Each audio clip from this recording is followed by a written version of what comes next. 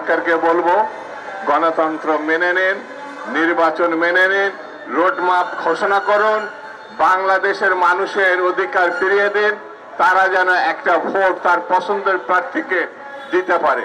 এটি মেনে নিন, দেখবেন রাতারাতি সকল সমস্যা সমাধান হয়ে আসবে।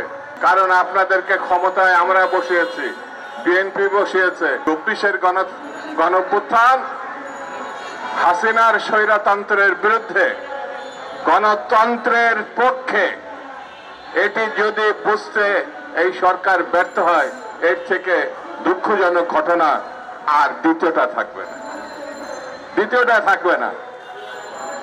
দীর্ঘ 15 বছরের যে লড়াই বেগম খালেদা জিয়ার নেতৃত্বে, এই দেশের বিরোধী রাজনৈতিক দলের নেতৃত্বে, ছাত্র দলের সহ প্রায় 4,000 প্রায় 5,000 নেতা কর্মী, বিরোধী দলের বিএনপি এবং ছাত্র দল সহ অন্যান্য সংগঠনের, তারা আত্মহত্যা দিয়েছে, তারা গুম হয়েছে, নিখোঁজ হয়েছে। এটা যদি বর্তমান সরকার না বুঝতে পারেন, তাহলে গণতন্ত্রের প্রতি তারা শ্রদ্ধাশীল, গণ আন্দোলনের প্রতি শ্রদ্ধাশীল, গণ অভ্যুত্থানের প্রতি শ্রদ্ধাশীল, এটি বলা যাবে না।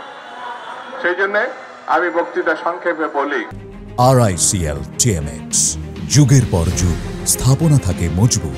আইয়ুব খানের দিকে তাকান, পালাইছে গণতন্ত্র না মানার কারণে। শেখ মুজিব একদল করার কারণে তার ভয়ঙ্কর বিপজ্জনক বিয়োগান্তক ঘটনা ঘটেছে গণতন্ত্র না মানার জন্য। শেখ হাসিনা ক্ষমতায় ছিলেন, বাংলাদেশটা তছনছ করে ফেলেছেন, শুধু ক্ষমতার পূজারী, গণতন্ত্র মানেননি, তাকে পালাতে হয়েছে।